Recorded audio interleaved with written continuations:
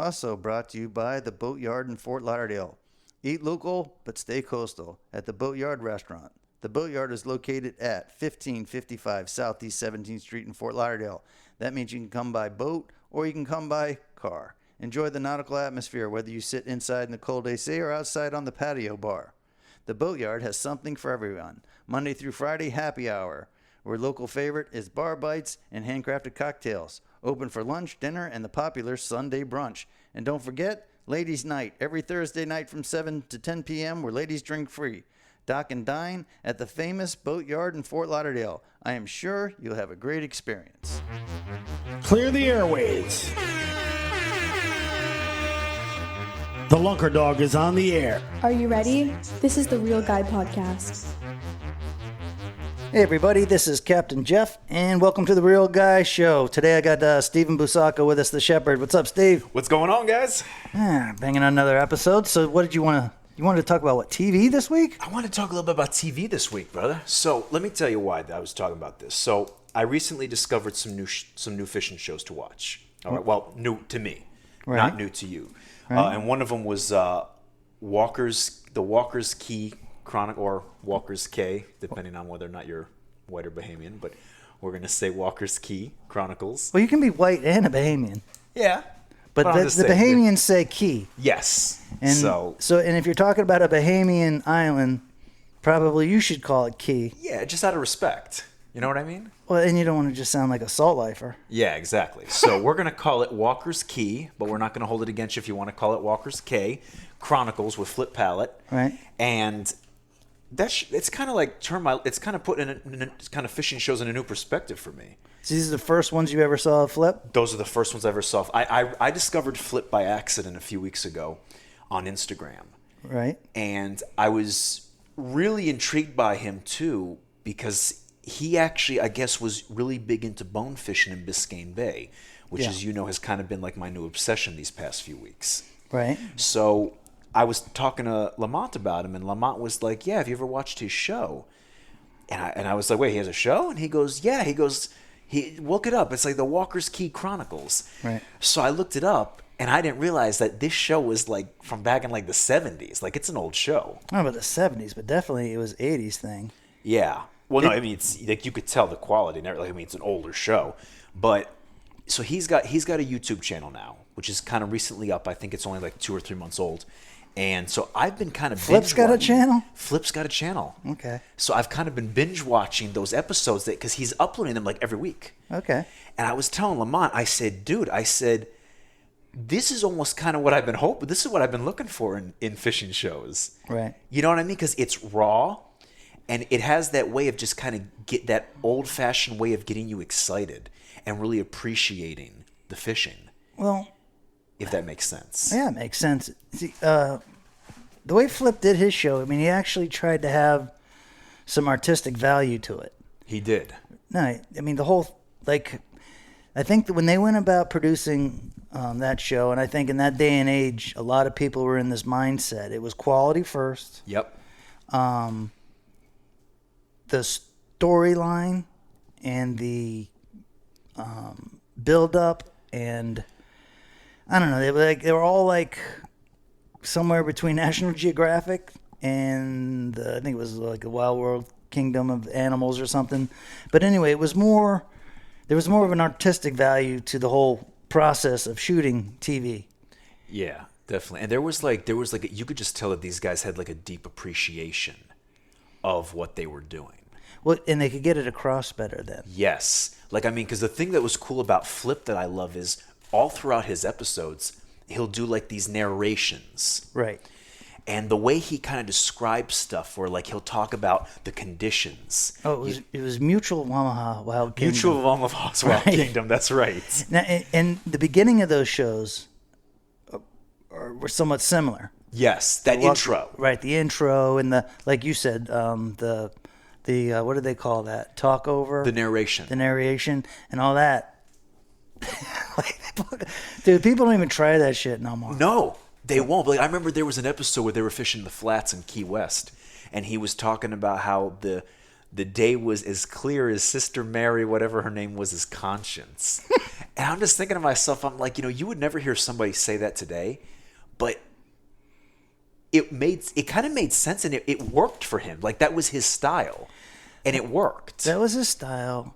And also, remember, back then, when you did the TV show, the commercials were enough for the sponsors. Okay? And they weren't all necessarily fishing sponsors back then. It had been, truck or whatever.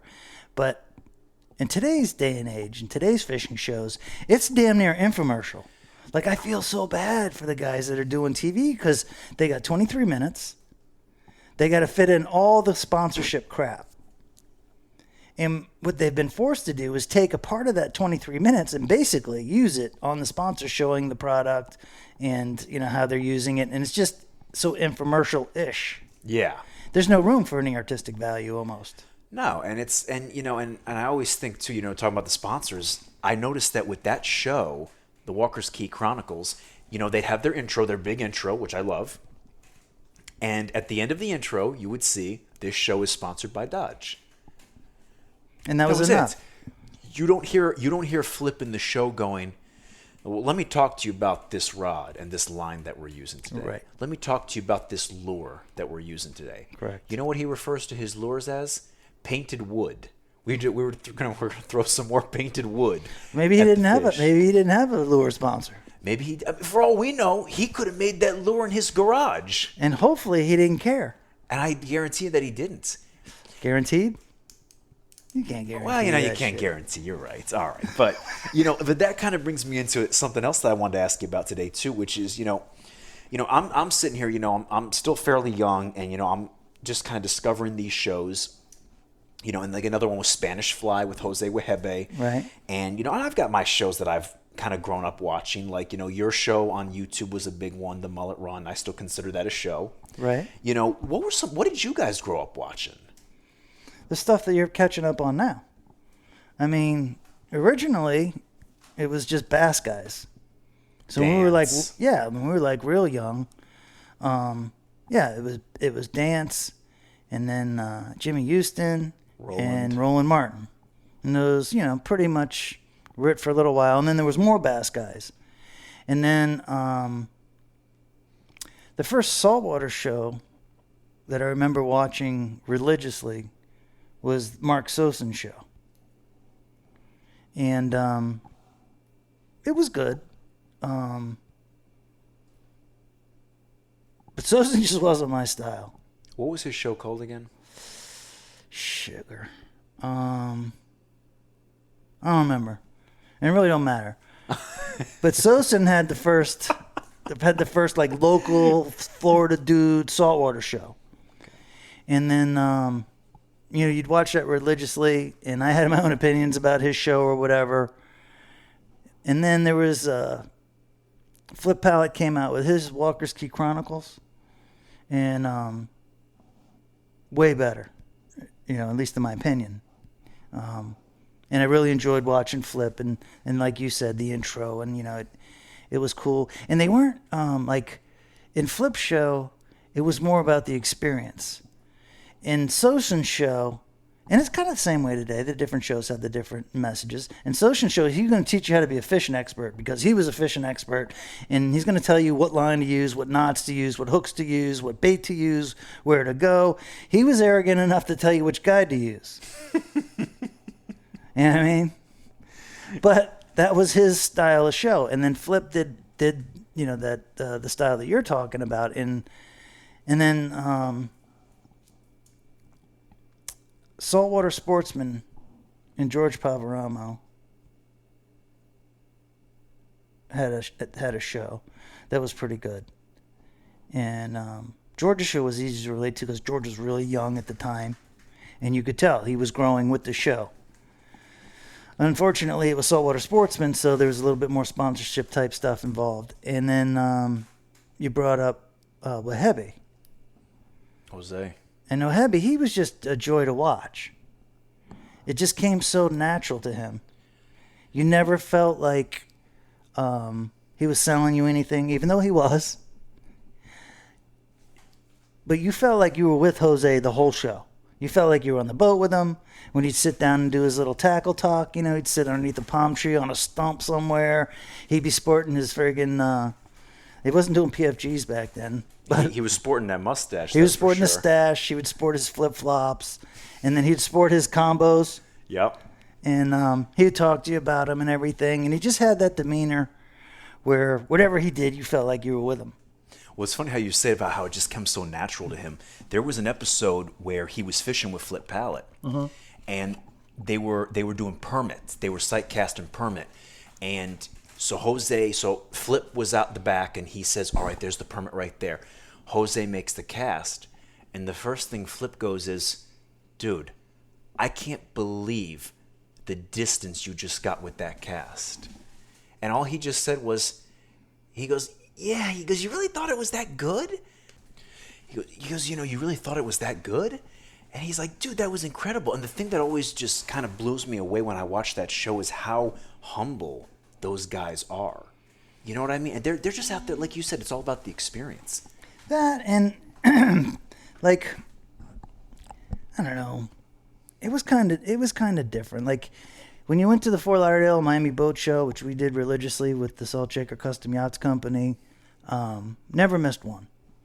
And those guys, Sosin, Jose, Flip, not so much. I met Flip a few times, but he wasn't like, I don't know, he wasn't like into the boats as much. And they would come right into the booth. They'd look at the stuff that, you were building and what you were selling, and they'd ask questions. And Sosin, along with his show, also wrote for Saltwater Sportsman. So he would come in and he would, look at all the different boats, and he knew the boat companies, and he actually, I wish Sosin would have stuck more with that kind of knowledge. You know what I mean? Not to say he didn't have the fishing knowledge, but it wasn't natural like Jose's show. Like Jose. So, but anyway, so things were different. Like, I met Jose quite a few times. Was he a nice guy? Super nice guy. He was, kind of like easy, you know what I mean? And I'd see him at the Miami Boat Show, and he'd walk in, he liked the Salt Shaker boats. Everybody liked the Salt Shaker boats. They wanted to look at them and, touch them and feel them. So it was pretty normal. Pavarama was at those shows. I actually met Blair Wiggins at the Miami Boat Show. This is long before Addictive Fishing blew up. No, it was like right when he started Addictive Fishing. He, I think he was at Ranger at the time, and I had a little Ranger, and I was just crushing the tarpon with the thing. And we were doing a lot of bone fishing back then. So Blair's at the Miami Boat Show. He's chilling in the Ranger booth or whatever, and I walk up to him and I'm introduce myself, and I like, dude, I go, what do I got to do over here? I says, I'm the only dude with a Ranger Banshee that's just crushing the piss out of the saltwater fish. What was his reaction? And he's looking at me like, who's this asshole? And he was nice about it. He shook my hand and, I introduced myself. And then that was the first time I ever met Blair. But it was, like I said, it's like, it was no big deal, to walk up to somebody and shake their hand and at the boat show. And everybody was at the boat show. I would have loved, it's funny because I actually didn't know this, but I guess Jose died a few years ago in a plane crash I was reading. Yeah. That's too bad. I would have loved to have met him because he just seemed like such a genuine, just laid back guy.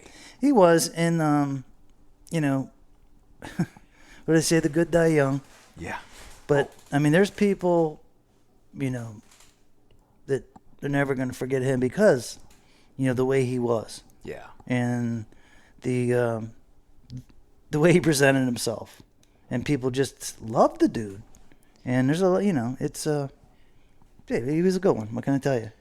We talk about these, these kind of old school guys like, Flip Pallet, Jose Wehebe, Lefty Cray was another one too. Who was it? Something Pal, Stewart something, or do you know what I'm talking about? There was another guy. I can't think of his name. I don't know. Maybe I turn off my phone while I do my own podcast. But, or Tate or something like that. Billy Pate? Billy Pate. I was going to say, I knew it was something like that. Billy Pate, Lefty Cray, all these guys. Now, I met Lefty Cray a few times. Nice guy? Yeah, not like, he hung out and had beers or whatever. But I didn't meet him till maybe 5 or 6 years ago. I was at ICAST. and I ran into Andy Mill. And Andy was in the fly section, and I'd known Andy a little bit. We fished together a little bit, and Lefty was with him. And he asked me, "Hey, dude, do you know Lefty?" And I said, not really. So anyway, I got to hang out, maybe 15 minutes with them. And, yeah, Lefty was like a super nice dude. He was on everybody's show. That's what I heard. Yeah, he was on everybody's show, and he was just great. You loved to watch him. And, that's kind of...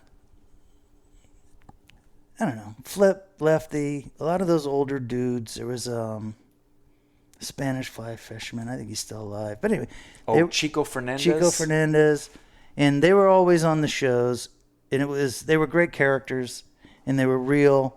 And they're just fun to watch. And again, none of them actually gave a shit about the sponsors. Yeah, they had sponsors, but the show had nothing to do with that. So they weren't forced to talk about anything except what they were on to talk about. And it came off totally different. Out of all those guys, who would you have loved to do a show with, looking back now, out of that group? Out of the group? Yeah, if there was one you had to pick. Jose. Why? My wife loves Jose. Really? Yeah. Nicole was a big Jose fan? Yeah, she loved Jose. Did she get to meet him too? She met him at the boat shows. Nicole was always after Lamont and I to do our YouTube a little bit more like the Spanish Fly, a little bit more like Jose. Really? Yeah. And that's how much she liked his style. And I could probably do that style, but the style was so in contrast to the crazy Boat Ramp Boys stuff and crazy Captain Jeff stuff that there was like no turning back. I think about it too. It's like those guys back then, what they did, that was original style, what they did back then. But yeah, for the most part. For the most part, and a cliched question that always gets asked on podcasts that I've noticed is, did you guys take any inspiration from them? What do you think? Do you think you guys took any inspiration from them, really? Absolutely. The experience. Some of them got us motivated because we hated the style. You know what I mean? Yeah. Like, when we knew the dude, we knew the dudes that were doing the shows. And some of the dudes acted like they were way better than they were, which motivated us to start doing our own stupid stuff. Like the whole real guy thing came because of those old TV shows. Like which one was a real guy and which one wasn't. Yeah. Which one could actually get a dozen and which one couldn't. So if you see I don't know how, it's not like they inspired me like I was a little kid looking up to them like, okay, one day I'm going to be just like them. Some of them, yeah. In a certain way, yeah. Yeah. But more importantly is because of them, it created motivation. To go and do your own style. Right, for Lamont and I to do our own thing. You know what I mean? Yeah. And you could never come up with that until they did their shit first. It's kind of like playing chess. Yeah. They got to make somebody's got to make a move. They got to make a move first, and then you make your move. Yeah. And then back and forth you go. Right. That's how chess works. Right. See, it's funny because you actually answered another question that I had too, which was, what do you think is the biggest difference between, the fishing shows of today as opposed to the shows back then? The biggest thing I think is how you were saying back then it was more about the experience of fishing. Yeah. And now it's kind of more, No. See, the magazines did it and TV did it, and basically they turned both their publication and their shows into more like infomercials. Yeah. And they had no choice. You know what I mean? You buy TV time, which is fairly expensive. Yeah. Then you produce your fishing show or something like that. You get ready to produce it. But then you go out and you get the money to do it from your sponsors. And your sponsors today, they want more. 30-second commercial or 60-second commercial is not enough. They want more time. They want you to explain their product. They want you to demonstrate it, and they want you to do it every friggin' episode. Multiple times, which is retarded. If they had any brains or any balls or had any type of marketing friggin' skills, not to say that I'm the best all-time marketeer, but I know shit. Now think about this. If you hid all that information from people and you didn't stick it down their throat, and then they could learn about it through an alternative website or alternative platform where they can watch it on video, they would have been ahead of the game. Even to this day, they have a hard time. Well, because again, they're trying to shove it down everybody's throats. Right. Forget shoving it down people's throat. It's kind of like when we did YouTube, and I was using the Bantam 50 a lot in the early days to catch big snooks and tarpon on. And what Lamont and I noticed is we never talked about Shimano. We really never talked about the Bantam 50, but everybody wanted to know about the combo that I was using. And that's where I came up with a bunch of equipment freaks, right? But equipment freaks are a big part of the audience. They have to know what that combo is. And they would friggin' pause it, slow-mo it, and do everything Try to see what it is.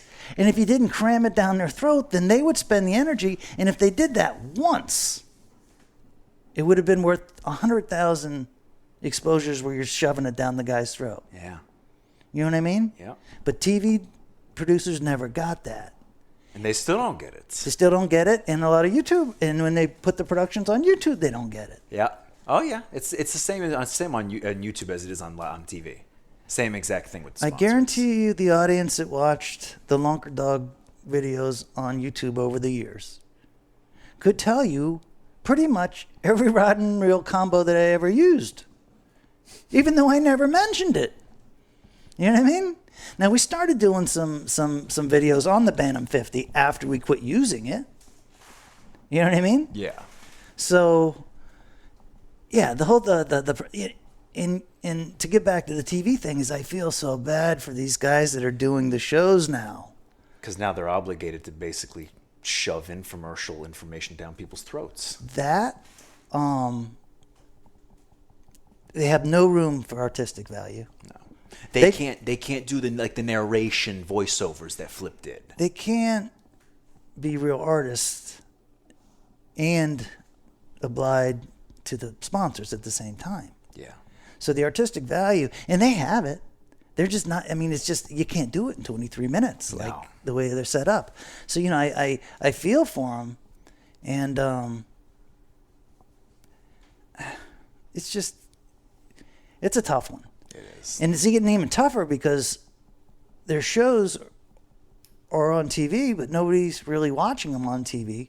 Or at least, I don't know, maybe that's just nobody. Maybe a third of the people are watching them on TV. And then 2/3 of the people are finding them on different platforms online later. Yep. That's how I am right now. I'm watching them on YouTube. Dude, that's how everybody is if you're younger than 35. Yep. Even me. I mean, I'm 50 and I'm still, I'm online more than I'm on TV. Same. I don't even have cable. And then when I am on TV, I'm specifically watching TV so I stay offline for a little while.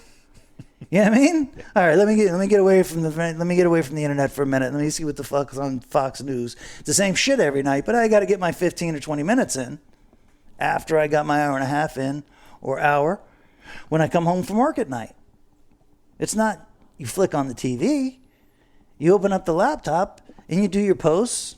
You do your social media stuff. You let your clients know what you're catching, and you're on the computer for an hour, and then maybe if you got enough energy. Like I said, you get on TV, I recorded something, I watch it for 30 minutes, and then I'm done. I never record the fishing shows anymore. No. I end up seeing all the ones that I want to see. Yeah. But I'm in no rush. I know that the one that just came out that I didn't see yet is going to be on YouTube next month or the following month. That's where I watch that shit. Yeah. My kid, she's all over the board. She's Hulu, she's Netflix. Apple TV, Netflix. I mean, she's got a list of places that she goes to. But none of it's, on the, what do you call it? On TV, on the clicker. So, Well, Well, I'll tell you what, let's go ahead and wrap this up. But before we do, I got one last question for you. Yeah. Out of all those guys, so we got Flip, Jose, Lefty, who's the other one? Billy Sosin. Tate, Sosin. You know, out of all these guys, even Tommy Green, out of all those guys, who do you think is most likely to be able to get a dozen if you had to pick one? At all of them? Out of all of them. You can only pick one. Who do you think is the most likely to get a dozen? Jose. Damn. Hopefully Jose's freaking smiling up there. Well, Jose was a little younger than most of those guys. He was. Jose wasn't like, you know, he actually did his show and he actually showed him getting bait and stuff sometimes. And I'm not going to say invented Casnet footage or nothing. But let me tell you a quick little story about TV and Casnet footage. Let's hear it. You would have had to search for some Casnet footage on TV before we started doing our Casnet videos. Really? Do you know how many people reached out to me about the Casnet videos that we did on both the Mullet Run channel and the Lunkerdog channel? How many? Tens of thousands of people either wanting to know how to do it, asking if I would do a demonstration, blah, blah, blah, blah, blah.